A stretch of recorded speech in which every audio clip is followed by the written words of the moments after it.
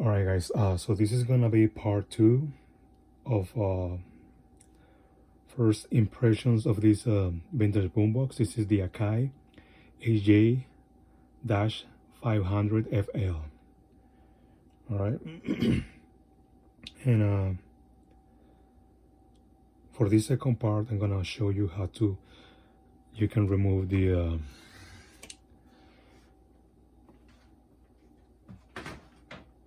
all the radio assembly, so you can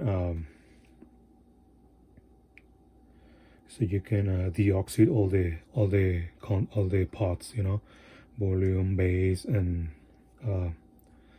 all the pots pretty much. And okay, so first thing you want to do is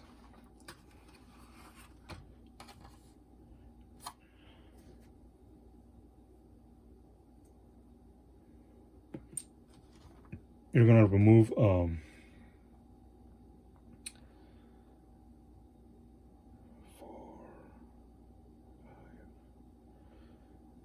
okay, I think it's 5 screws. All right, so first you gotta remove these 2 on the bottom right here, this one and this one. All right, then you're gonna remove one that's in there, like right there.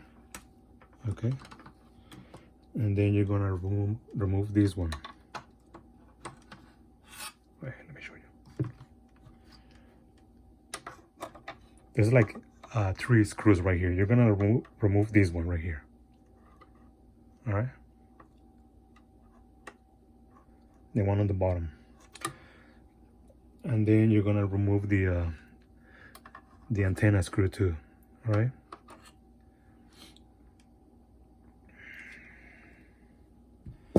that's for the back. All right, and for the front, we're gonna remove these 2, 1, 2, and also you're gonna remove the these fasteners right here for the headphone jack, for the and for the pots. 1, 2, 3, 4. Okay, you're gonna remove the fasteners. All right, and then after that, you're gonna make sure you remove the recording wire right here for this one right here. Okay, just take it out of the groove right there, and or you may want to take it out of the recording bar right here. Whichever way is safer. I think this one's safer, but to put it back in is gonna be harder. So you may want to remove this one first, and then safely move it back from the inside. And then when you try to pull the assembly towards you, if you think it's getting a little bit difficult, just try and push the all the wires right here. They're right there, and basically this battery box is blocking all the wires. So just push them down with a screwdriver or something. Push them down, and then you can pull it out. All right, just make sure the boombox is unplugged. All right, and yeah, that's how you take it out, and then you're gonna get access to all the pots on the inside. All right, including these ones too.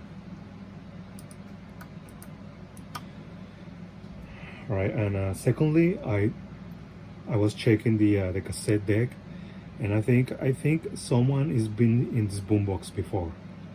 All right, because a couple of wires were desoldered like this a yellow one. I have to solder it back in, and the wires for the motor, they pretty much did a crappy job putting it back together. So I thought that that was gonna make the motor work, but it didn't.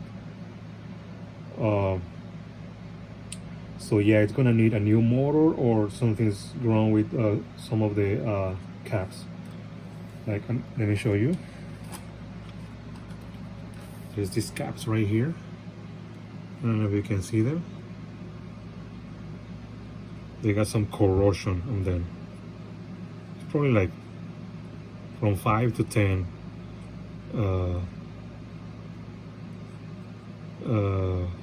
these things right here, capacitors. I don't know, diodes. I think it's diodes. I don't know.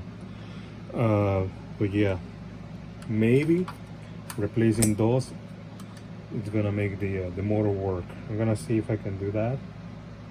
But that's for another video. But yeah, so the motor is not working, so there's no reason for me to replace it, to put a new belt in there.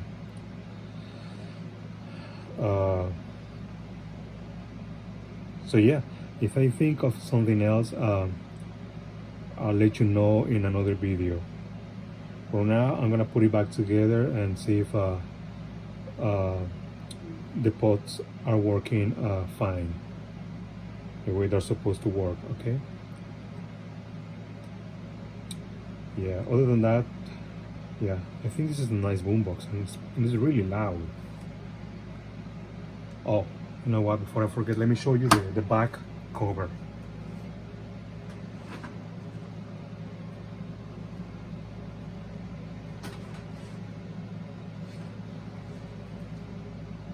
See, they kind of fixed some of the posts, like this one.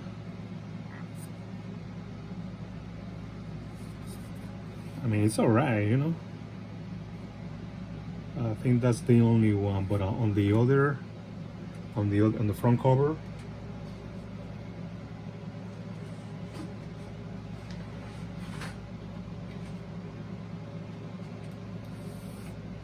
we got another one right here.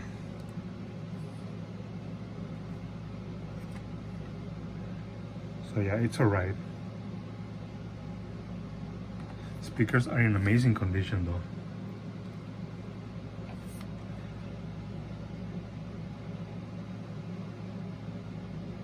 Alright, so yeah, I'm gonna put it back together. I'm gonna test it, and if I get the motor going, I'll make another video on how to replace the belts on the cassette deck. Alright, thanks for watching, guys.